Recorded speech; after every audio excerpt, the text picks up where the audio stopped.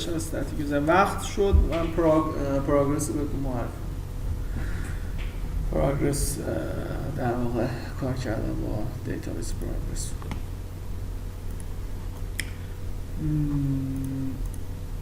بریم تو نیوز و دیتابیس و اوکی مشکل نداره.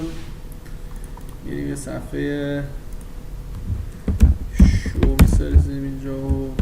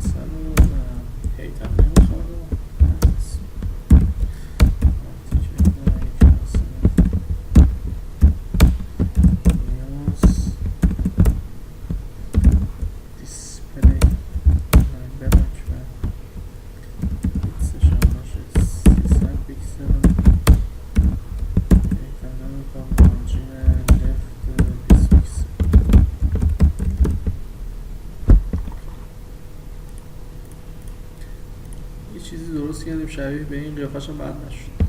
اینو حالا داینامیک کنیم کلا. داینامیک کردنش هم میریم اینجا من یه تیبل میسازم تو کورس پیدیو میسازم به نام نیوز. همین 4 تا هم بس یا آیدی خواهد داشت تو اینکریمنت و یه تایتل داره 55 و یه و یه دونه کانتنت داره برکردن تکست و هرچی همچی چیزی آماده است رو بریم فرمش بسازیم. این حالا شوم باشه بریم اینجا فرم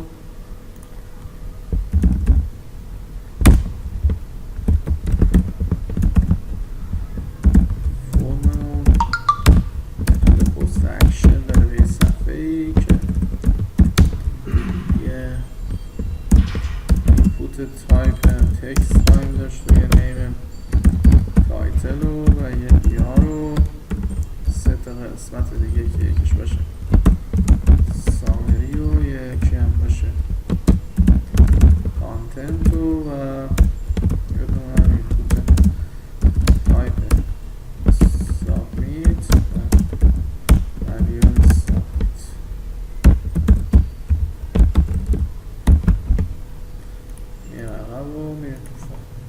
اینجا فرم هم آماده کردیم و میریم بحث اینسرت رو تو ویدیو انجام بدیم که حالا مقادیر داینامیک نبود، حالا بریم داینامیکیش میکنیمش اینسرت مثل همون قبل اینکلود ایوانس در واقع همون دیتابیس رو خواهیم داشت و میام اینجا دالر تایتل رو البته اینجا درسته تایتل دالر پسته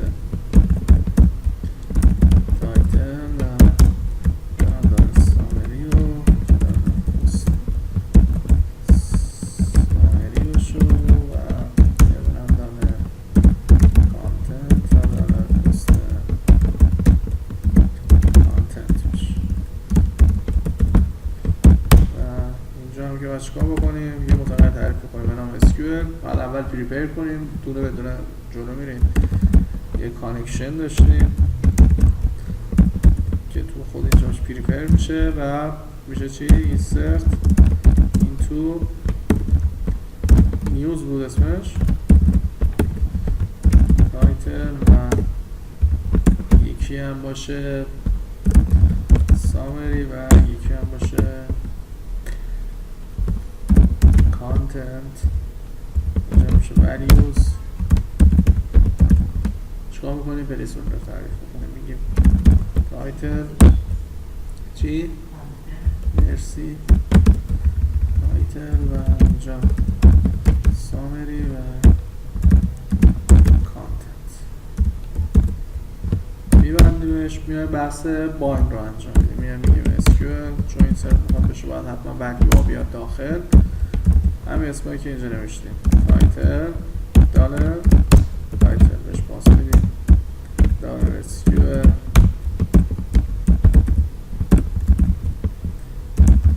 bind param دالر summary و این هستش دالر summary دالر SQL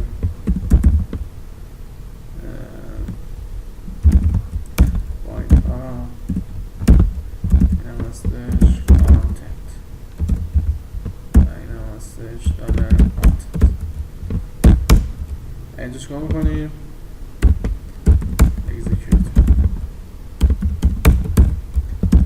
و در آخر هم که header location به سمت همون فرم .php.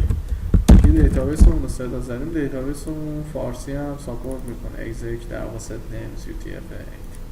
این سرچ رو سریع نوشتم، هیچ سخت هم نیست دیگه. برای ایمیج هم همینه. ایمیج هم اگه بخواید بذارید کلا ایمیج رو میرید اینجا ولیدیت میکنید، ایمیج نیو رو اینجا بهش پاس میدید، تمام میشه. ایمیج هم میزنیم ویدیو ایناش هم هنگ میشه. اینجا یه رفرش، نمیدونم این سرچ رو درست من دادم یا نه.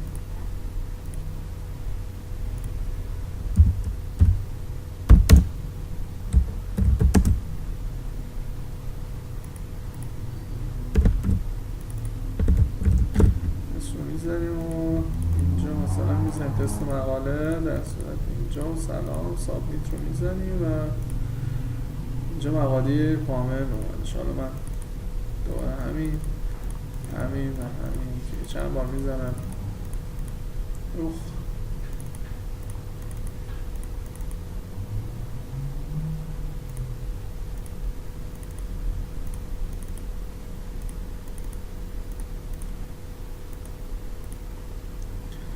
این خالی رسید، این رو دیلیت میکنم. خب 4 تا مقدار الان داریم که تونستیم چیکار کنیم؟ در واقع اینجا اینسرتش کردیم. این نحوه اینسرت کردن.